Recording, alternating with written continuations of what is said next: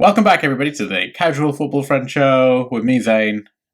And me, Taryn. My co-host, who we haven't met up in a little bit, and a few things have happened in the footballing world, especially to Leicester City. And we really need to discuss a few things. But first, let's, I guess, talk about the weekend roundup. Weekend roundup. Let's whiz through the weekend roundup. We haven't actually met up in person, just not to do a podcast. Yeah, no, we went to Stoke to do a gig, and I was in a bad mood because I was in Stoke. You were in a bad mood because you had to put up with me. I was in a bad mood on the car journey home because you were acting like a menopausal woman. But otherwise, it was fine before that. I like to think that is the one comment that gets you cancelled out of all of the things that you've said. That's the one where it's because women don't go through the menopause. No, but there's the idea that like they're all bastards, like how I acted on the way home from the comedy. I met a few of them. They're usually very lovely people, but one thing could tick them off, and you were that person. I was going to say, this is your Bentonker moment. You think that this is like something that we can share with the entire world. And it's what they need to know, damn it! But basically, what Taryn's alluding to is like he dragged me to a gig which just lasted a little bit too long, and we were the very last acts, and we were in a different city which was more than an hour and a half away, and by the end I was in a really, really bad mood. And I did great. They did shit. You did okay. You weren't. I did, but I smashed that. But you had a few laughs. I was going to say, I feel like you need to you need to really kind of evaluate what smashing a gig is. That's a very low bar that I feel like isn't going to. Is that the same bar that you judge this podcast by? Is that why this podcast is still really like low quality? Because you're like, we're doing great. Oh, no, I judge this even lower. I was going to say, because you were looking at like our viewing numbers and going, yeah, we got 2 views on that video, man, we're killing it. We are so good. Smashing it. 2 whole people have watched us. Wow. And it doesn't even mean they've watched us. It just means that they at one point clicked on the video and then probably clicked off of it. But but yeah, let's fucking go into the football roundup. So did you watch Man City get hammered by Liverpool to a point where everyone is now questioning whether Pep and Man City can come back from this? You know, they're 11 points behind Liverpool at the moment. That after that loss against them on the weekend, and I think I don't. In a way, it's really nice to see we won't see another Man City title win. I think they'll still get European football. I mean, I can't rule them out of that. They'll still get European football. Yeah. But in regards to getting the title, I think now we're going to come to a point where it's just a race for second. I think now we're going to come to that because Liverpool seem like they are steamrolling, and I made one of the best managerial decisions I ever made on fantasy football. I dropped Haaland.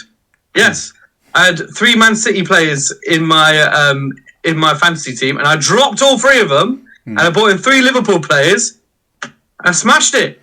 Made Salah my captain, and bang, done. Yeah, I was talking to somebody quite recently about this. Like, a lot of us, we were all playing a game of Haaland chicken, which is basically like who drops Haaland first, who blinks, and whether you're brave enough to be the guy who, like, you know, puts him out of the team, and then he goes and scores a hat-trick. There's that obvious, like, threat. There's always that fear. Yeah. So, you know, well done to you, I guess, for taking the plunge. I did not take the plunge, and I regret it, because he didn't really do anything. No. I was reading a stat. I mean, there was a fear I had that if I dropped Haaland and all that, but because Liverpool, in the past, they've done well, but they've never really done great against Man City. So it's there was that fear that might happen, that Man City might be the ones to kind of turn Liverpool over.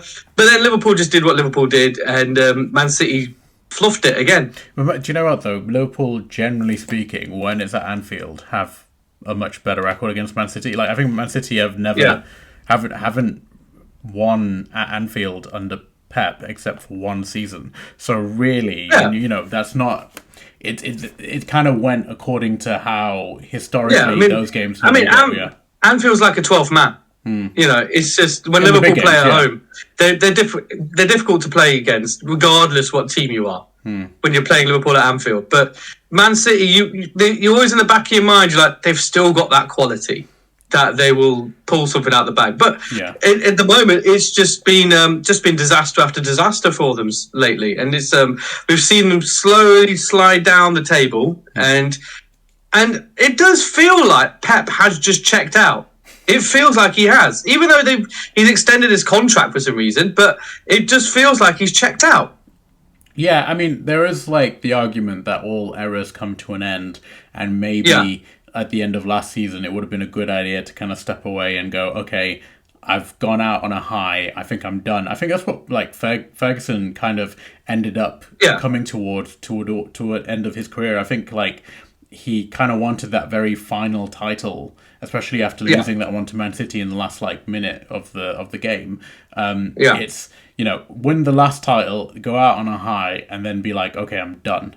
And I think Pep maybe had an opportunity to do that in the summer. It's just, you know, why wouldn't you be the confident person he is that they're probably gonna go and steamroll another fifth league in a row? You know what I mean? So there's also that argument. I just think, you know, the crux to this whole issue is Rodri.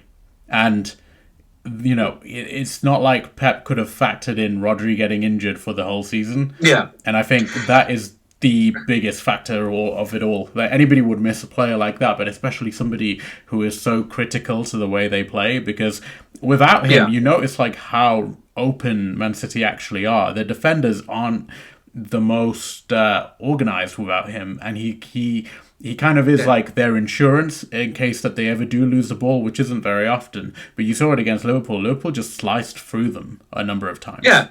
Rodri's similar. He's similar to what a company was back in the day. It's like he holds that defense really well. And one thing we've noticed that since he's gone, Man City's defense, they don't really press on the attackers. They just kind of sit back and wait for the ball to come through. And it's there is a disorganisation at the back. Their attack is still brilliant, but their defence, there is a disorganisation there, which is starting to show. I mean, when we were in Stoke, we were looking up the scores, and you saw that when we saw that Man City went 3-0 up against Feyenoord, and then they ended up drawing 3-3. Yeah, wild. Which was like, I mean, if that was like last season or so, that would have been unheard of for Man City to go 3-0 up and then draw 3-3 at the end of the game. That was like, what? Especially at home. Like, do you know what? Imagine, at home, yeah. Imagine if that was like Brendan Rodgers' Leicester. Imagine the reaction we would have had as fans.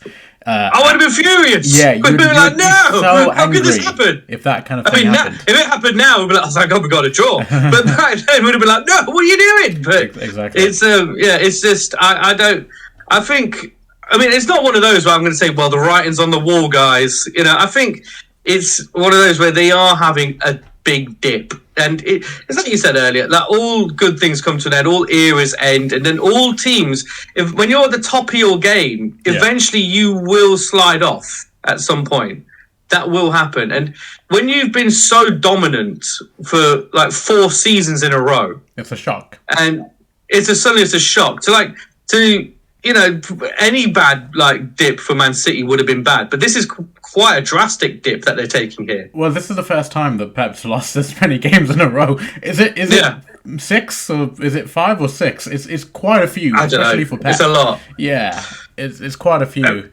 I just think, you know, sometimes it's okay to admit that you need to rebuild the team, and whether Man City have the patience, but I think Pep's kind of earned that legendary status of like, you cannot sack me under any circumstances. But I think in terms of Pep, would you really stick around and rebuild the team yet again and stay past 10 years and stay even longer than you normally were planning? I think, you know, maybe sometimes it's all right to just hand the reins over. The question is for Pep, where does he go now? Well, you know, like he's kind of done it all now. Like he's done it in La Liga. Yeah. He's done it now in the Premier League. He's done it basically in the 2 biggest leagues in the world. He's done it. He dominated Germany.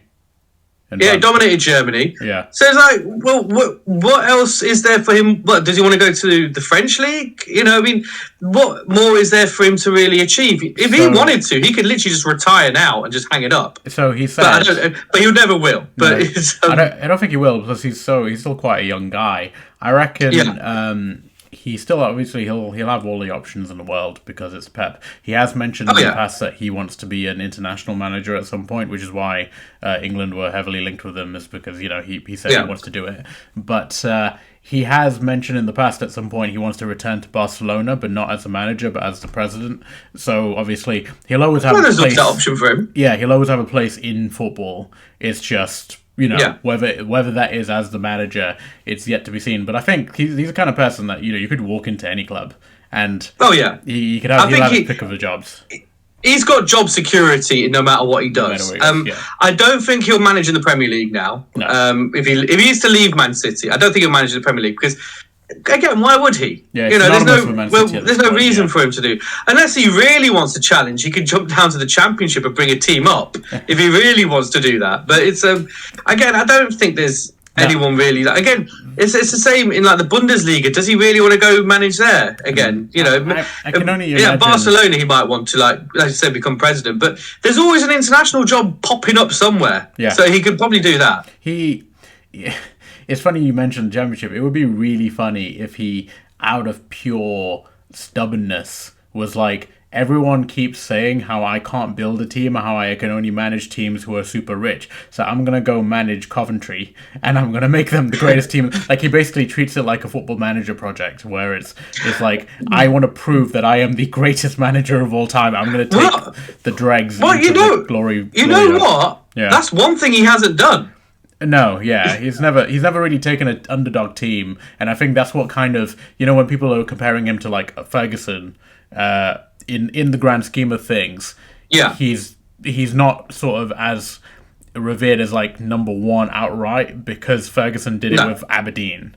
And, you know, there's always that underdog story with these great managers. Klopp did it with Mans and Dortmund. He got Dortmund to a Champions League final. So there's always that argument against Pep. I mean, I don't buy into it as much, because I think, you know, the cream will always rise to the top, and he's been the cream for such a long time. Like, his level of success is not easy. Like, the idea that if anyone had his resources, they would have the same results is nonsense, right? Because then somebody else would have had those results as well, especially with Man City, the number of managers they had. But there is that for him to prove. Whether he'd ever want to prove that, I doubt it. He doesn't really need to.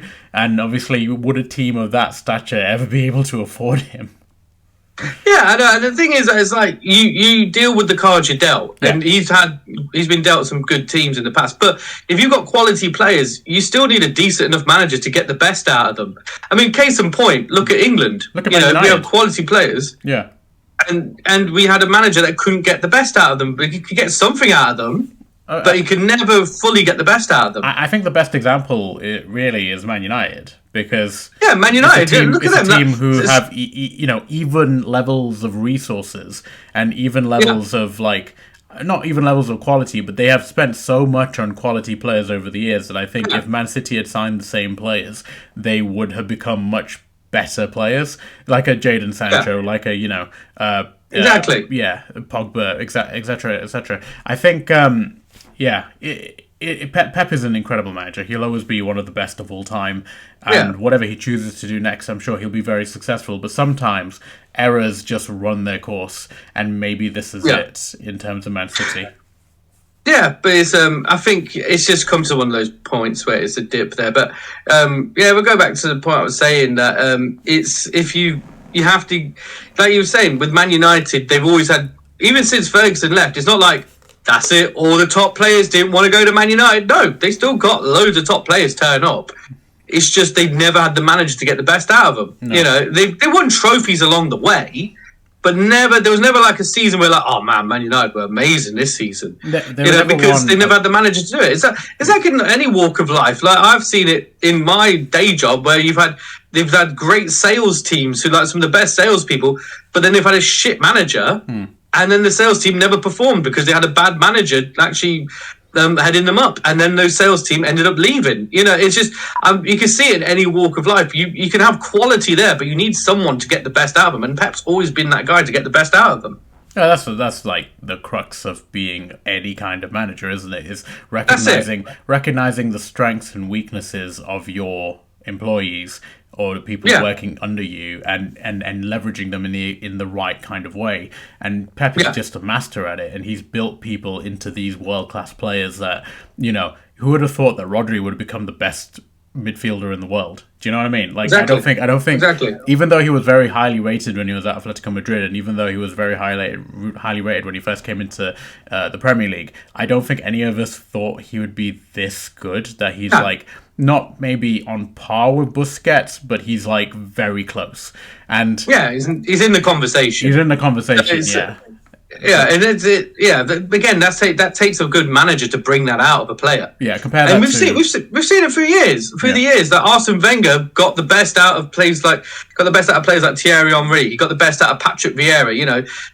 Fergie did it with like the Man United team, like with Giggs, with Scholes, and all them lot. So we're going to get onto the topic soon, but Ruud van Nistelrooy was a great player in his day, but Fergie was able to get the best out of him. Any other manager might not have been able to, but he was able to get the best out of him. Yeah, exactly. And that's not to say that, some players wouldn't just be excellent wherever they go, but it takes a very good manager to be able to maximize their potential specifically and mold them the way they are. I mean, look, Mo Salah is another great example, like how... Exactly. And let's talk about like Liverpool and how good they were for a little bit in that match, because, as you were saying earlier, they do look like they're kind of steamrolling the title at the moment. Yeah. And I don't know necessarily whether it's okay to say from this point that they're running away with it. I think, mathematically, 9 points clear is kind of running away with it. But I think, the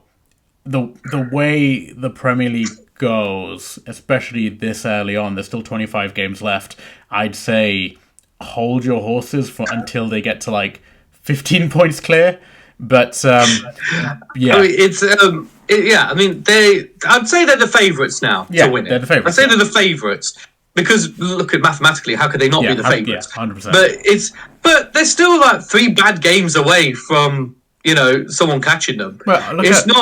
It's not like the season when they won it, where they did literally steamroll the whole league. And that season, we were second for a little period of time, and I remember thinking, if we're second, then these fuckers have won it. There's no way we're catching them. So, it shows the caliber of what that season was. We were dominating second for so long. Yeah. It was like, hold on. How crap is everyone else? Exactly. When we're holding up second. Do you know, I say that all the time, right? Do you know when people talk about Leicester's win in the Premier League, they always say, oh yeah, but Leicester won because of how crap everyone else were. And it's like, don't you realise how many Premier Leagues are decided by how many teams run away with it because the other teams... You can make that argument in so many seasons. Literally, you can make it in so many seasons. That Liverpool season is a prime example of that. People don't talk about how shit all the other teams were. They talk about how amazing Liverpool were, and rightly so. But it's only seemingly when it comes to Leicester, people go, but it's only because Man City and Man United and Liverpool and Arsenal, they were all... Every team was going through a transition period back then. No, they weren't. Off. Yeah, it's just Leicester managed to have one season where they got they had an incredible season. Yeah, it was just happened to be the most consistent team in a season which was, admittedly a bit of a freak season, but they were the most consistent team and won the fucking league by 10 points. There's no, you know what I mean? There's no kind of fluke that makes that happen. That's 38 games. You can't fluke a league win. No, you can't fluke winning a league title. You can fluke winning a trophy. Yeah. Like you can fluke winning the FA Cup, but you can't fluke winning a league. No, there have to be a consistency with you. The league is the most honest competition out of every competition that these club teams play in. Look at Man United. I keep going back to them, but look at Man United last season, right? It's like they had objectively a terrible season. They were so bad in the league, but because of the FA Cup run, they overall it was like, oh, okay, maybe they're not so bad. But it's like the league is what keeps you honest. And they finished 8th in the league, and that's what was a true reflection of how bad they were. It wasn't the FA Cup win. But because they won the FA Cup, It wasn't that bad, really. They played in Europe. No, if they didn't win the FA Cup, they wouldn't be playing any European football right now. Yeah. But yeah, but that was we already talked about how that just painted some cracks. That did, but it was just but I think the league is the best representation of what is actually happening. Yeah. To that team, you can have a great trophy run. Any team can do that, but if your league performances are bad, that's really a representation of how you are. And Man City, they won the treble a couple of seasons back, but they didn't win the Champions League every time. But that doesn't mean Man City was shit. No. Because they were winning the league every time. Yeah, you can get unlucky in a cup. You can't get unlucky in the league. No. You can get unlucky in individual games, but over 38 games, it's highly unlikely you will be fluked out of a win in every single one of those games. No, it's very unlikely. But anyway, moving on to, I guess, like the wider Premier League over the weekend, just to kind of go over a few of the other results. So Man United under Amorim won 4-0. It's good to touch back on Man United every 5 seconds, isn't it? But literally, every 5 you'd think that you're a bloody Man United fan. But they won 4-0 convincingly against Everton, even though Everton did have a few good chances early on.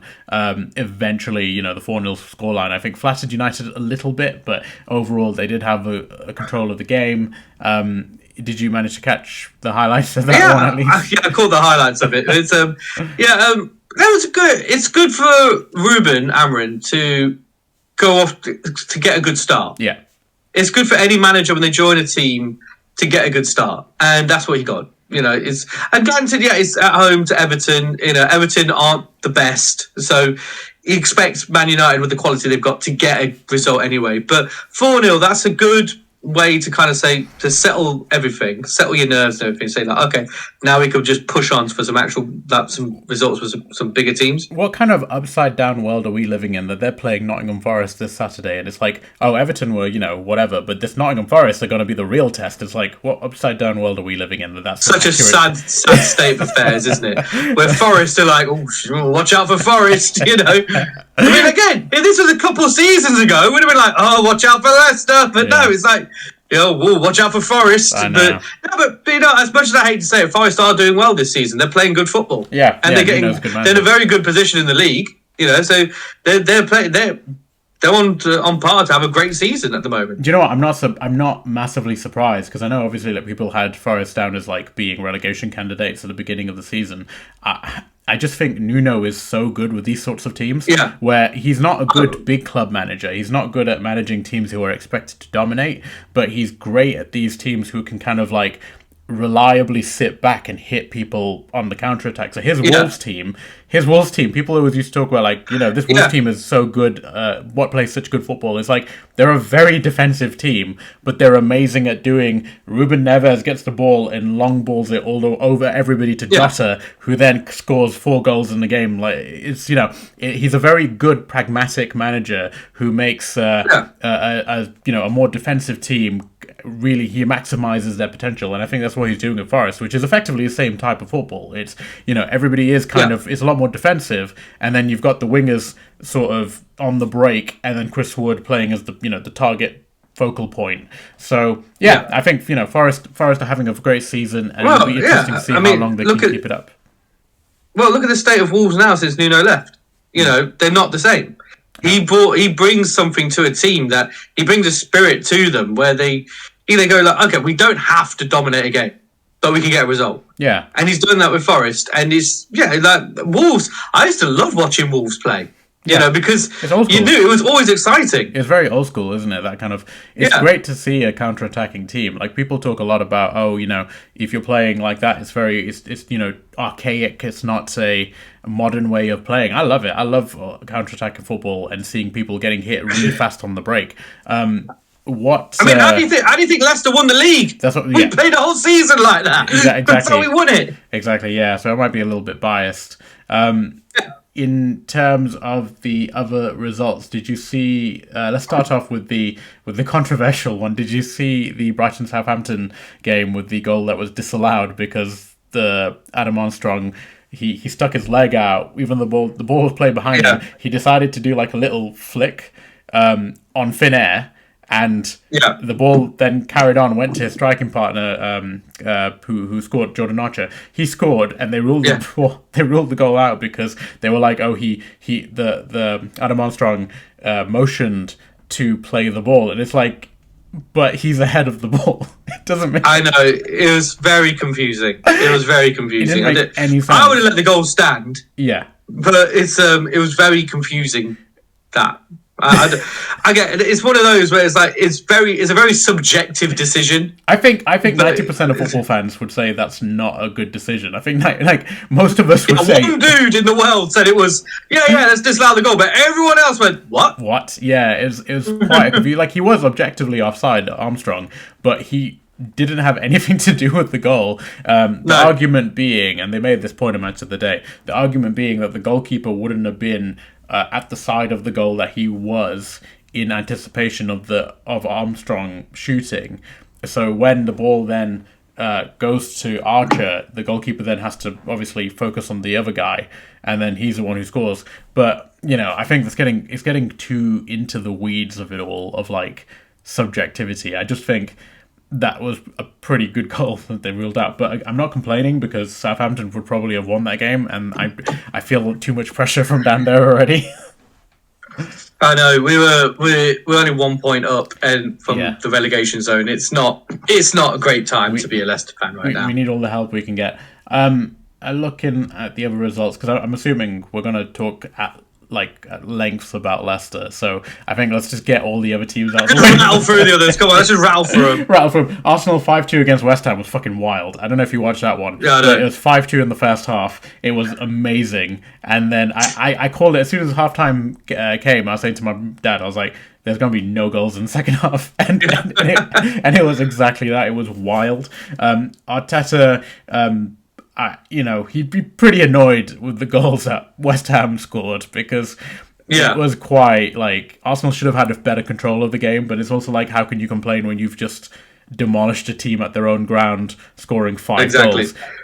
Arsenal are actually one of the most exciting teams to watch in this league. Like, by far, yeah. They're so good. Every game, it's something special to watch. Whether they win or lose, they are exciting to watch. I remember watching them during the Chelsea game. Yeah. I was like, this is a great game. Do you know what? They're the reasons why I'm at this point not saying like, oh, Liverpool are going to run away with it, because now that Arsenal have Odegaard back and Saka, I watched them on the weekend and I'm like, they could easily go on like another run of winning pretty much the entire half of the season like they did last season. Because fucking hell, those two are so good in tandem. Like goal, whose goal was it where Odegaard chips it to Saka, who then squares it for I can't remember one of the other guys. But I was like, just having that in your arsenal is ridiculous. I'm sorry, but it's so good to be able to call on all of those quality types of players.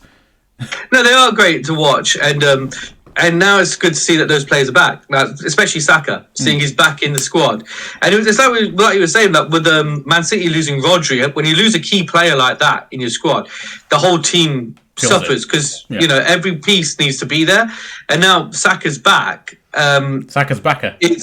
Saka's backer. And so now I think we can see the best out of Arsenal again. How do we do that with Odegaard though? It's like Odegaard's return to Odegaard is Odeback? No, because his name isn't Odegaard. It's Odegaard is Oda. But I don't know. We'll think about it. That'll be the final word of the podcast, as we finally come up with an idea. The minute we stop recording, we're going to be like, "Fuck, we have one." Oh my god! Oh man, over his injury. God, no. Should we stop? No. Let's stop that now. We've got a lot of time. Let's stop that. Yeah, let's stop that. As I say, it's already half the podcast done, and we're stuck on Arsenal. Bournemouth won 4-2 at Wolves with a hat trick of penalties for the first time in Premier League history by Justin Kluivert. And I don't know about you, but there is this part of me which is like, I hear about somebody scoring a hat trick of penalties, and I'm like, that's not that impressive, is it? Yeah, I know. It's like, well, you didn't really do much, did you? You just kind of turned up. It's like, Yeah, It's like, oh, well done. that's not one of the like it's cool to have a record and have the first something in Premier League history, but at the same time, it's like I don't know. I don't know if I'd want to be that guy. It's not a fully worked for Record. hat trick, I guess. Yeah. It's like yeah. Well, what, a hat trick is a hat trick. At the end of the day, he gets the game ball. I mean, he still has to score. Do you see with the dude behind the goal, the Wolves fan who pulled down his pants and was like, "Look!" Oh, I saw that. That was great. I saw that. That was brilliant. But fair play to him. Like, it didn't work. It didn't work. But yeah, at least he tried. At least he tried. Like, fair play to him. It would have been very cold out there as well. I could tell by what I saw. It was very cold. But it's yeah. But you know what? Gotta love a trooper like that. Yeah, you know what? Took That's one for the team. That's commitment to the cause. What was quite interesting actually is that Kluivert scored a hat trick of penalties. Evan Nilsson, the striker, got a hat trick of assists for winning the penalties, which is also a first in the Premier League, obviously. But it was a game of record breaking. That's what it was. Yeah, good on you, Bournemouth. I mean, they beat Wolves and that did us a favour, so thanks for that. There you go. Yeah, I don't know about Wolves, man. Like we talked about them before, but it's. Thing is that Wolves don't play bad. No, they don't play crap. It's not like they get dominated every game. They just can't get a result. That's their problem. When you're getting another team's getting a hat trick of penalties against you, something isn't working. The referee. So at that point, the referees. That luck is not on your side this season. You just know it. And I think Wolves. I watched them when they played against Liverpool. I was like, Liverpool won 2-1, but I was like, Wolves aren't playing shit. They're not playing bad. They are an established Premier League team for the best part of a decade. Yeah. Like, they have very good players. Matheus Cunha could genuinely be in a shout for, like, ending up as player of the season. He's been that good. Yeah. But, do you know what he reminds me of? This Wolves team reminds me of the Leicester team that went down. And Cunha is kind of like their version of Maddison, where it's like you've got this world-class player who's doing all the work, and the rest of these fuckers are just sitting around, like, not pulling their weight. But yeah, it is very similar. It also reminds me a lot of how Leicester was the first season when we came up. How, we struggled with, like, in relegation zone before we had that little storm at the end. Yeah. But for the most part, we weren't playing shit. We just weren't getting the result. And that's kind of how Wolves are this season. They're not playing shit. They're just not able to get a result. And I think that's the frustrating. I think that could be more frustrating of anything. Because if your team's playing shit and you're not getting a result, you kind of say, well, we're just shit. Yeah. But if your team's playing good and they can't get a result, then it's like, well, what do we fix? We don't know what to fix here. Sneak preview to when we're talking about Leicester versus Brentford. Okay, we're not Wolves in that game. That's what I'm saying. Like, there's no pride to take from that. When you were saying like when you're just shit and you're just like, man, we're just shit. Like that's sneak preview to when we're talking about the Leicester game. We'll get to that. Forest beat Ipswich 1-0. Wood scored again, but it's a penalty. Palace drew 1-1 with Newcastle. Did you see there was like a last minute goal by Munoz, who had earlier missed a really decent chance. So he had like a great celebration to it all. Spurs drew 1-1 with Fulham. Fulham went down to 10 men, but Spurs managed to still get a draw. Chelsea beat Aston Villa 3-0, which is a really good result for Chelsea and Maresca, who still are flying high. Like the bubble has not burst. They seem to be just basically. Everything I predicted with these two teams has gone the other way. Yeah. I predicted Aston Villa would have an amazing season and Chelsea would all go to shit. Turns out, Aston Villa are kind of going a bit to shit at the moment. Yeah. But Chelsea are just steamrolling ahead. So I'd like to take my initial prediction. It's almost like you don't know what you're talking about. That's the fun. That's the fun realization. It just makes you look like a right idiot. It's like, man, I think people started to cotton on that I'm just talking out my ass. I really do put the casual in casual football friends. Exactly. Right, let's get to the fucking elephant in the room. What do you want to talk about first? I guess let's talk about Leicester versus Brentford and... Yeah, let's get it out of the way. Let's pull that Band-Aid off. So, a player who has never scored before scored a hat-trick against your team. And at that point, you start thinking, maybe this defense isn't quite good enough to be. And also, bear in mind, this is the first time Brentford has beaten Leicester in a league game since the 1950s. Yeah, that's not that surprising. And what a way to do it! Yeah. Oh man. It was. You know what? I can't even say it was humiliating. I can't say it was embarrassing. All I can say is, yeah. I kind of expected it, yeah. Expect this, and it's like, and we went ahead as well. Yeah, that was a shock. Like a minute. We went ahead. That was a real shock. When you when we were talking about this last week, we were talking about Brentford. We were saying like they're very high scorers, so they they kind of came into the game in such form that I was like, man, we could be in for a real dubbing. And then we went ahead, and I'm like, maybe. Just maybe. And then you have false hope for 5 minutes, and Brentford scored 2. I literally changed the channel for 2 seconds, changed it back, and we were 2-1 down. And I'm like, I know. We were 1-0 up, and then I was like, ooh! And then Brentford scored. I was like, ooh. Then I literally went to go take the bin out. I came back in, and we were losing 2-1. I was like, oh, what the hell just happened? Yeah, I had to go out, and I was listening to us on the radio, and like, I gotta be honest, man, there is something really sad hearing like a deflated David Nugent on Leicester radio, and he's just like, I just can't even. It's 3-1 down now. I just can't watch this. It's just 4-1 now. I don't know. Is that the spirit of Cooper is still there? Yeah, it's just, I don't know what it is. You'd expect it right now. I don't think we're going to get the new manager bounce just yet, because obviously Ruud hasn't actually taken charge yet, which we'll get onto, but. I kind of expected, right, going into this game, I'm like, Ben Dawson's coming in as the caretaker manager. He's not a manager, so he might not set the team up as well. I mean, like, he's taken over from Cooper, who wasn't setting the team up well anyway. So, there's only so much expectation you can kind of have in these sorts of games where you don't really have a manager to do the plan. He's tried a back five, which is something that I was kind of hoping for, that Cooper would pull out like a few games ago, and to be honest, it kind of shut me up about why we should probably try a back five, because I was like, it didn't fix anything. We were terrible. Luke Thomas got a run. Luke Thomas got to play. Yeah, that was nice cool. to see. Nice to see Luke Thomas getting a run out, but it's just like watching it. Like Fass was on his usual form. Akoli, I mean. He tried. He's young. The thing but is, then he got injured. It's just. Yeah, I have a lot of sympathy for Akoli. I think he's a good defender. It's just he's in a. He's not. He doesn't have that leader next to him who can marshal the defense. Because you got Fass and Akoli, who are both quite young as well.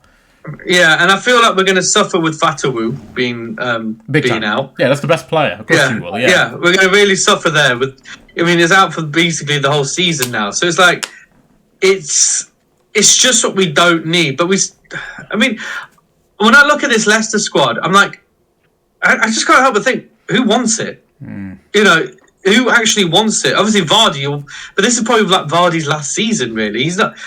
We were saying that for the past few seasons, but he can't be running out anymore. I mean, luckily we do have a January transfer coming up, a January transfer window, and Ruud will probably make some changes. He'll probably look at this squad and say, "Look, we need some defense. Yeah, we need a couple of central defenders. Central defender. We need some defenders. Literally revamp that. We need some defenders, and we need a holding midfielder. Yeah, that's what we need. Do we need a holding midfielder? Do we need another holding? I feel like we got 3 at the moment. We've got Skip, but they're not doing Skip anything. and Didi. I know, but Skip and Didi and Sumari. It's like, and Winks. There's four players who all play. We need 4 holding midfielders. But I think the thing is, we need someone who can literally just lead that midfield. I think, who's a bit more. But I think the most important thing for our squad is we need 2 central defenders. We need that at least. We need defenders, but we badly need a striker. I think Vardy is amazing, but he shouldn't be the starting striker. Like, I'm sorry, but he should be the impact sub who can always make a difference and always has high energy. So coming on, he can really make an impact on games. But I don't think he should be the starting striker because he doesn't have the legs to carry an entire game. And I know not anymore. He doesn't. No, not anymore. Daka's he's on the wrong end of 30. He's not got the legs anymore. No. Used to be Vardy could just bomb it through a whole game and that was it, happy days. But he can't do that anymore. Yeah. And so I'd say we need a couple of attackers, 2 attackers, and maybe 2 or 3 defenders. That's what we need at least in the January transfer, just to keep us afloat. It's interesting you say that because I wonder if we're going to try and pull another Buonanotte sort of deal where it's like, yeah, we might not be buying someone, but if we can get just a few decent loan players in, maybe they can make a difference. I'm just looking at the subs the other day. So we brought on Mavdidi at 64, which makes sense, but I think he should probably have started, especially with no Fatawu, right? When Fatawu is not playing, I would start with Mavdidi now that Fatawu's out. Yeah, I'd start with him. Yeah. Bobby Dovereed came on at 80, Daka came on at 64, and Vestergaard came on at 35, obviously when Okoli got injured. I think Vestergaard probably needs to start, to be honest with you. Skip's a good player, but, I think he still needs a little bit more time to blood in, and I just don't know if we can afford that time right now, because obviously the way things are going. But yeah, man, it's looking a little bit bleak, but we have, obviously, the next sort of topic to cover in the next sort of 20 minutes that we have of the episode. And I think it's the real meat and potatoes of this episode. Leicester have a new manager. And it's not just a new manager, it's the one and only Ruud van Nistelrooy. Who had won 2 games out of his interim spell with Manchester United against Leicester. It's amazing. So Leicester clearly turned around and were like, this guy clearly knows how to win in Leicester. We should just get him. Yeah. That's it. He's got that spirit in him. He managed Man United for 4 games, and 2 of them were against Leicester, and he beat us twice. But as a player, I remember when he scored a hat-trick at the King Power Stadium, when it was formerly known as the Walker Stadium back in the day. Yeah. So if you can't beat them, hire them. Yeah, 100%. So that's what we've got with Ruud van Nistelrooy. Yeah, look, it wasn't the. I mean, I remember when we went through like who's going to be in there. And Ruud van Nistelrooy was on that list, but we both kind of went. Can we just address that, right? So I literally put out the clip of us bigging up Potter, and almost the next morning, it's like Potter has been ruled out, and we're like, fuck, all of that editing and putting it together, and not too much of a sneak behind the curtain, but it's like trying to put together a clip that's condensed and try to find the most salient bits of each of that episode to put together, and it's like as soon as we manage to get something out there, it's immediately like, oh, it's not them, and it's all of a sudden we look like idiots. So how much we were backing Graham straight Potter away. But it's so frustrating. I think we just kind of backed Potter because we thought it was the most safest choice. Yeah, because we thought like, well, it makes sense, just pick Potter, get him in there. Yeah, and that was it. But because I think we looked at Ruud van Nistelrooy, and I think that, like a lot of people, kind of thought, well, he's not really got a lot of experience. Like he had 1 season in PSV Eindhoven. He won the Dutch Cup. A few games at Man United. He did win the Dutch Cup. So I mean, fair play he to did him, win them. He won them a cup. He won them a trophy, and he came and they got second, which is fine. It's good, very good. Which is good. There's nothing wrong with that. But like, I think Leicester, we can't really have that entitlement where we're like, oh, they're not experienced enough for us. No, we need a manager who maybe that little bit of inexperience, or maybe that little bit of youth is what we need. That's what we need in our club right now. I was thinking it's quite refreshing to see us go after the sort of like young up and coming person rather than the tried and tested one. It's kind of like, it reminds me of the Burnley going after Vincent Kompany thing, where it's like it's a bit left field, but I'm on board with this. I think if you really adapt to his new and fresh ideas, maybe we can really build something. I like how he started. So let me just go through his press conference. Because obviously he had his press conference today, his first press conference, and of course said a few things which I think are quite interesting. So first of all, he started off by saying, "I am Ruud," to which the reporter said, "Well, actually, you seem like quite a polite guy," and he was like, and he was like, "No, I am Ruud," and they were like, "No, but you don't seem that bad." And he goes, "No, I am Ruud." And it was a whole thing. But anyway, we ended up with good way to get your press conference started. Just repeat your name 3 times. It kind of reminded me of like Groot from Guardians of the Galaxy. He just goes, "I am Ruud." I am Groot. I am Ruud. But yeah, he came out with something quite interesting. He said like, in terms of his footballing philosophy. So obviously this is a hot topic, I'd say, because you got managers like Vincent Kompany, like Russell Martin, who are quite headstrong on the way they want their teams to be playing, regardless of like the pragmatism of it all. And what he's basically come out and said, he said, "I'm thinking of one game before any game that I prepare, one thing before any game, and that's winning. I'm not the romantic type of manager that puts style in front of results. I love style. Yeah. I love having the ball. I love creating lots of opportunities. I love pressing a team high because you have more of the ball. I love to create a lot of chances for our attackers, but we're facing opponents here and we're not the dominant side in this league." And that already tells me he's enough of a pragmatist to be able to come in and go like, all right, I know what I'm working with. These guys are still a championship sort of level team, so let's not go crazy and be like, yeah, we're going to play this like amazing, expansive football that, probably will have gotten us relegated, and everybody would have said the same things about us that they said about Burnley last season. I like that he's come in with the pragmatism from the beginning and said like, we are the underdogs. We are going to be the underdogs in 90% of the games that we play this season. So prepare for underdog football. But I'm glad the manager has kind of been upfront about that. Yeah, I'm glad to see it. He's realistic about the job he's got in front of him. It's a hard job. What he's dealing with. It feels like an impossible job. I mean, the Man United interim job he had, let's face it, the games he had as a Man United interim, it was like playing on cheat mode, essentially. With the games that they had, he didn't have much of a challenge. He had quality players to work with, but he knew what he was working with there. So with Leicester, he knows again, okay, it's a bit of a drop down. So it's, and these players, they need something. That's why we've always moaned every week, there's no fight in this team. There's just no fight.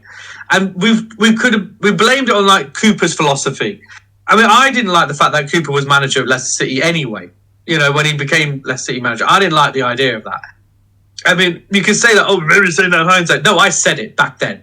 I didn't like it that he was.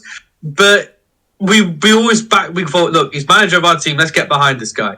With Ruud, I don't know how to feel about this one. I'm a bit like, I'm happy because it shows that Leicester like, no, let's get this young guy in there. He's a new up and coming manager. He's a former footballing legend. Let's see what he can do at managerial level.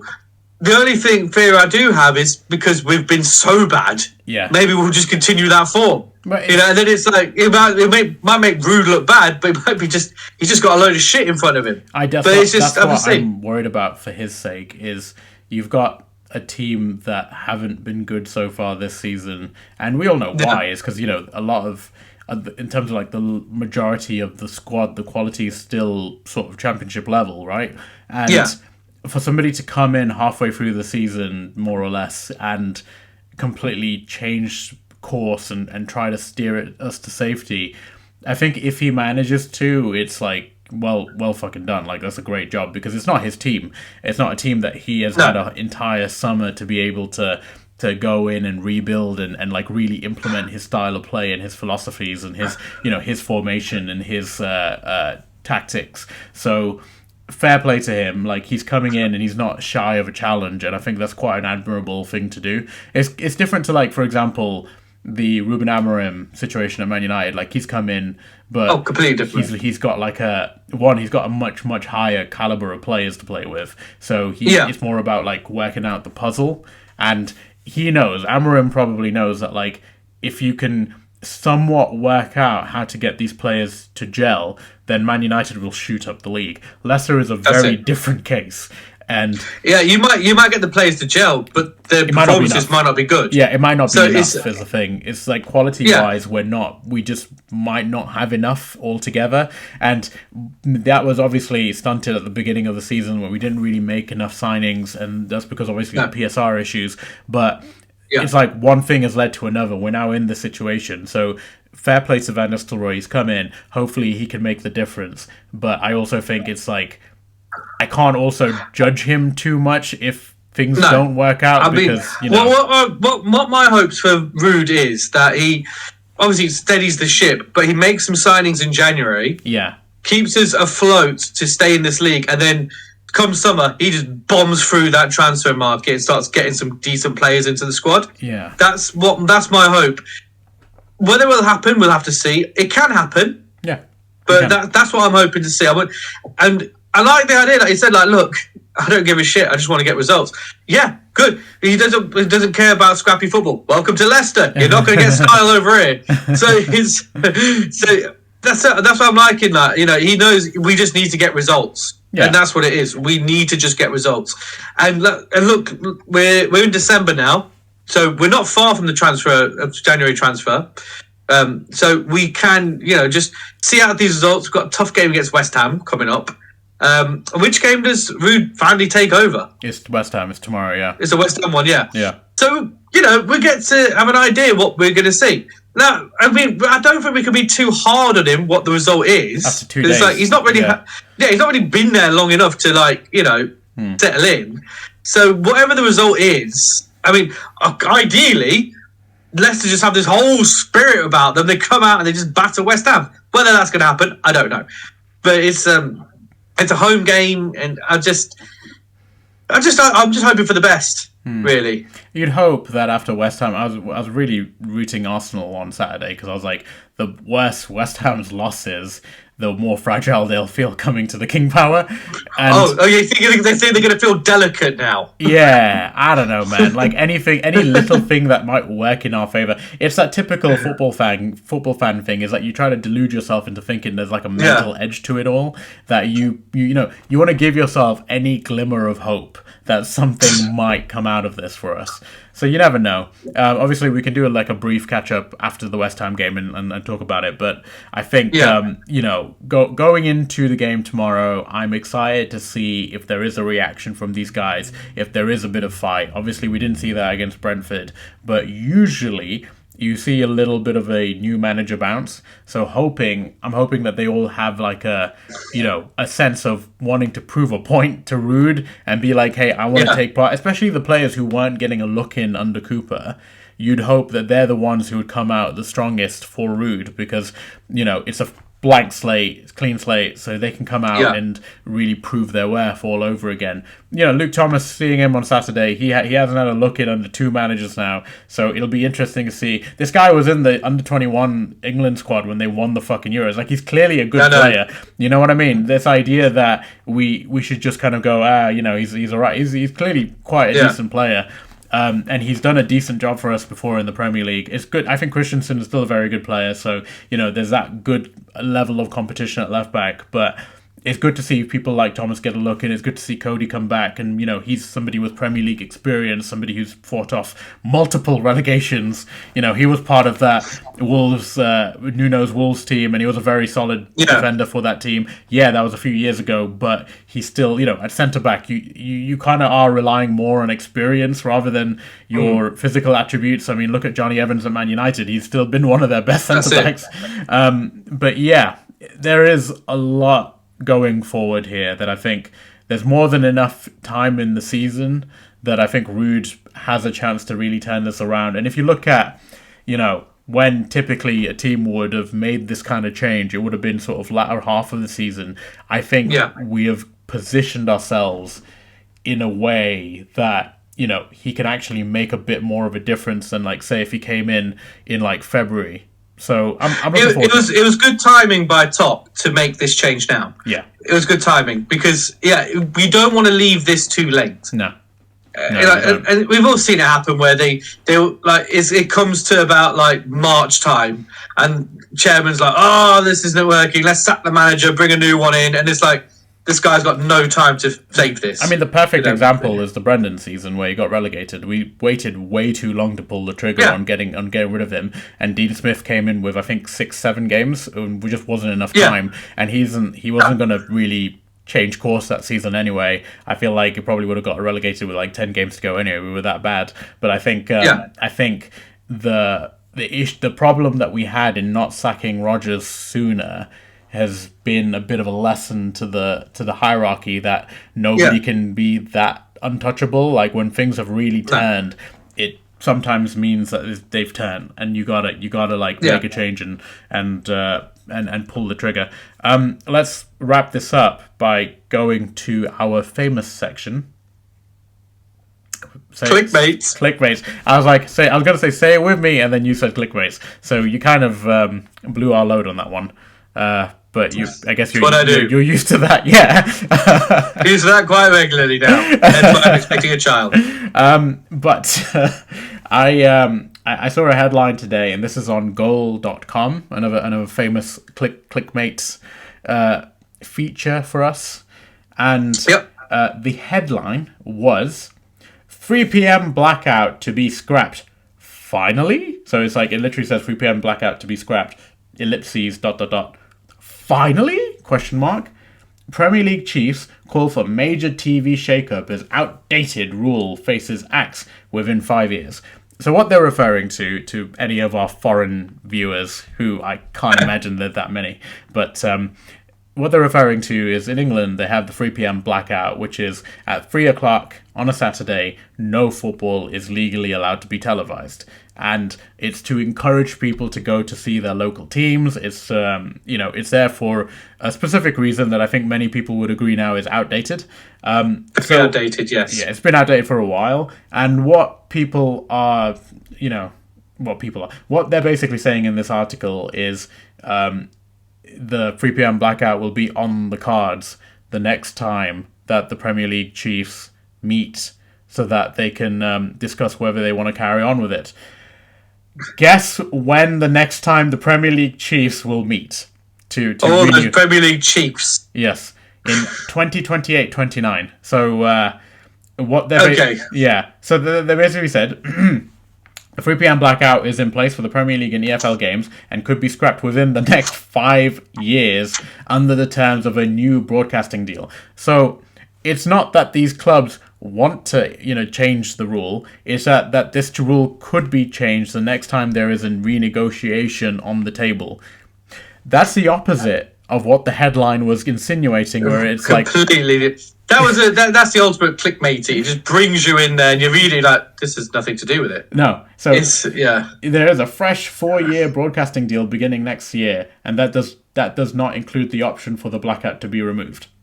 Okay. I mean, in reality, we would love the blackout to be gone. Yeah. It makes absolutely zero sense that it's still a thing. Yeah. I mean, the reason why it was brought back in the day was because clubs were worried that people would watch it on TV and then people wouldn't come to the games.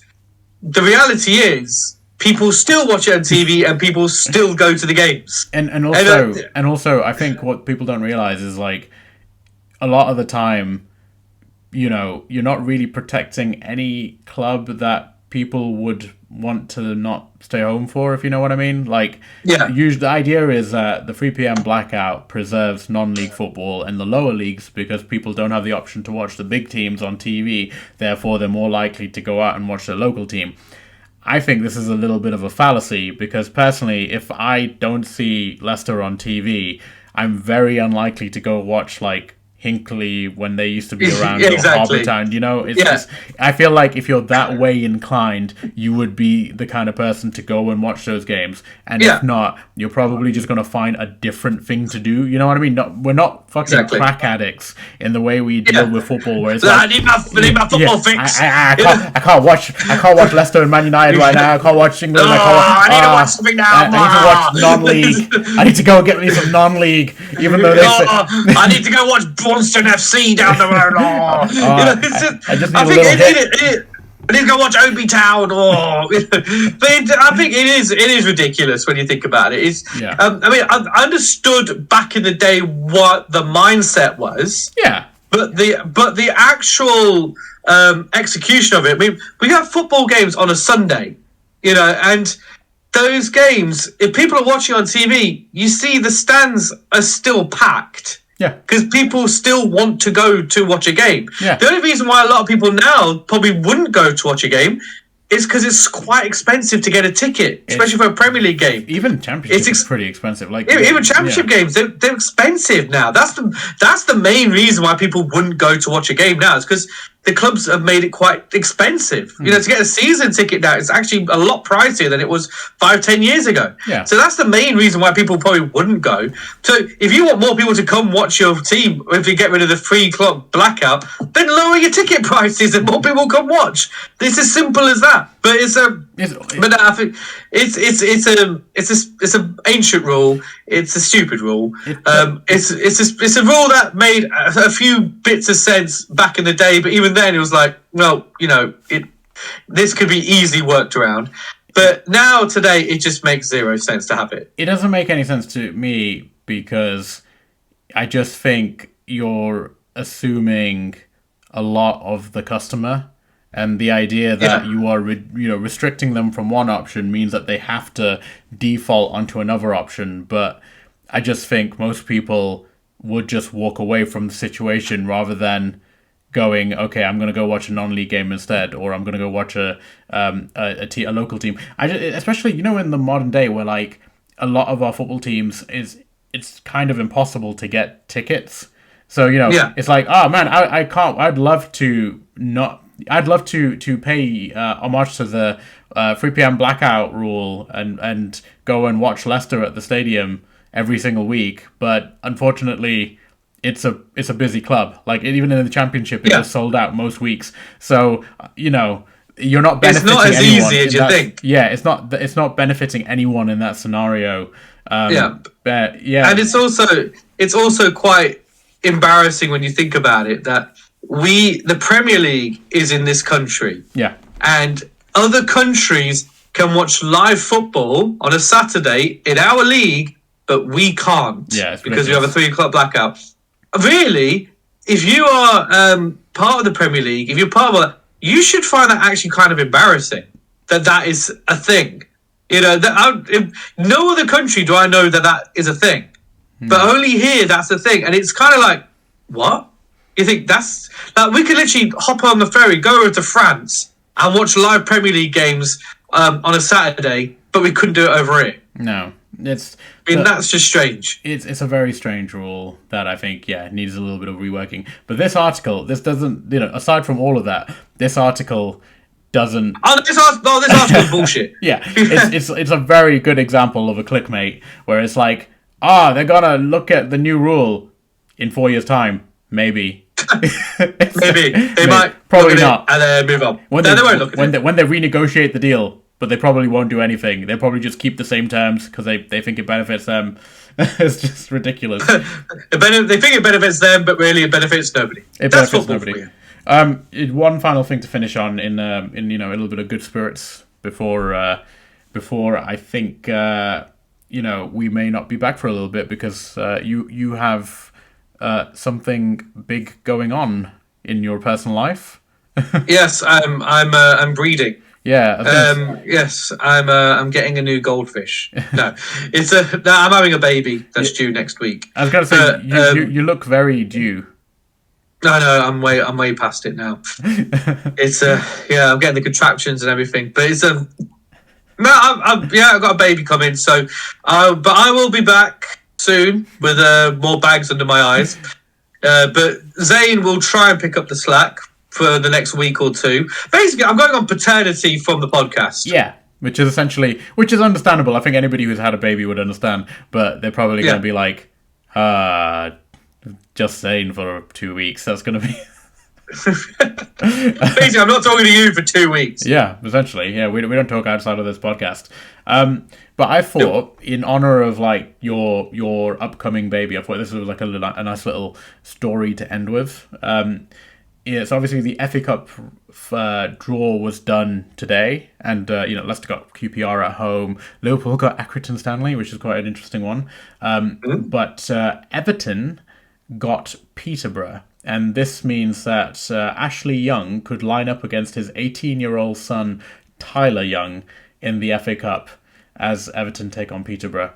And I gotta be honest, man. Knowing that Ashley Young has an 18-year-old son, I'm looking at him. I'm like, he can't be that much older than us. Like, I know. Well, footballers start early. I was like, how little have I done with my life that Ashley Young has an 18-year-old son that's already a professional footballer?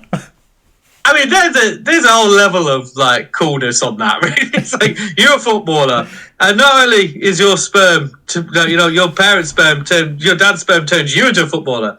Your sperm has now turned your son into a footballer, who you are now playing against. It's very impressive. It's great sperm. It's great sperm. Yeah, it's great. That's your final words on the podcast. A great sperm. That's great sperm. Ashley Young's great sperm. Nice. I think I'm gonna have a little honorary like fathers and sons episode to celebrate next week when you're gone, and I picked out a little topic that I think would be a real fun one to deep dive into. The episodes are probably going to be like bite-sized ones compared to the full hour-long podcast, because I don't think I can talk for an hour by myself.